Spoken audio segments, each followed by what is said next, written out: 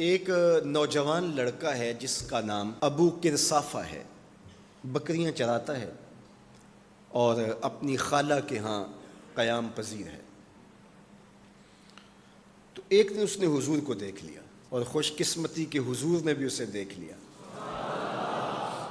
تیری پہلی نظر کا وار توبہ، دل اب تک دعائیں دے رہا ہے۔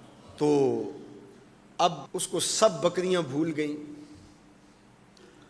وہ بکریاں لاتا ہے اور چراگاہ میں چھوڑتا ہے اور آ کے حضور کی مجلس میں بیٹھ جاتا ہے۔ ایک دن خالہ کو پتہ چل گیا کہ یہ تو سارا دن وہاں بیٹھا رہتا ہے، تو اس نے سختی سے منع کر دیا کہ تم وہاں نہیں جاؤ گے۔ اب ایک دن تو کاٹا، 2 دن کاٹے، لیکن برداشت نہیں ہوتا۔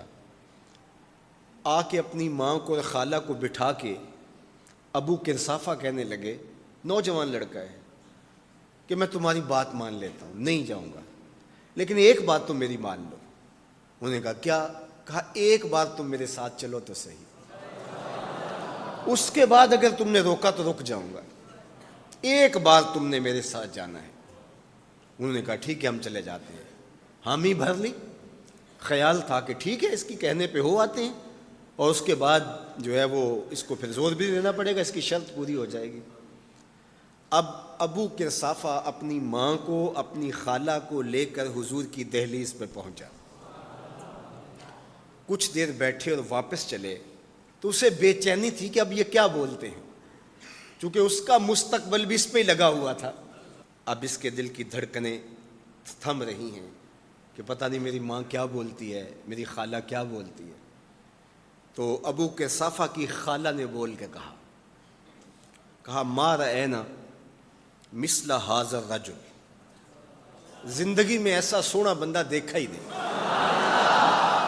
لکھاں لوگ آئے زمانے تے، محبوب خدا جیا کوئی نہیں۔ لکھاں لوگ آئے زمانے تے، محبوب خدا جیا کوئی نہیں۔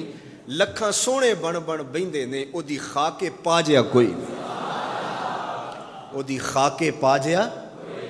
اور اعظم چشتی مرحوم ساری زندگی حیرت میں گزار دیتے ہیں اور لکھتے ہیں کہ سمجھا نہیں ہنوز میرا عشق بے ثبات، سمجھا نہیں ہنوز میرا عشق بے ثبات، تو کائنات حسن ہے یا حسن کائنات، تو کائنات حسن ہے یا حسن کائنات۔ احسن وجہن، ابو کرصافہ کتنا سونا چہرہ تھا، کتنا سونا چہرہ تھا۔ ولا انقا ثوبن، اور جتنے سونے کپڑے تھے اتنے سونے کپڑے بھی کسی کو پہنے ہوئے نہیں دیکھا۔ اور تیسری بات فرمایا ولا الین کلامن، جتنی میٹھی باتیں کرتا تھا، شہد ٹپکتا تھا اس کے لہجے سے۔ اللہ اکبر، اس کے لہجے سے شہد ٹپکتا تھا۔ تینو سینے دی میں ٹھنڈ آکھاں، شہد گلاب تے کھنڈ آکھاں، تینو نبیاں دا میں لاڑا آکھاں، تیرے ہجر دے وچ میں ہاڑا آکھاں۔ تو کہا ابو کرصافہ آج کے بعد ہم تجھے نہیں روکیں گے، سویرے آیا کر، شام آیا کر، دوپہر آیا کر، تو جی بھر کے محمد کے چہرے کو دیکھا۔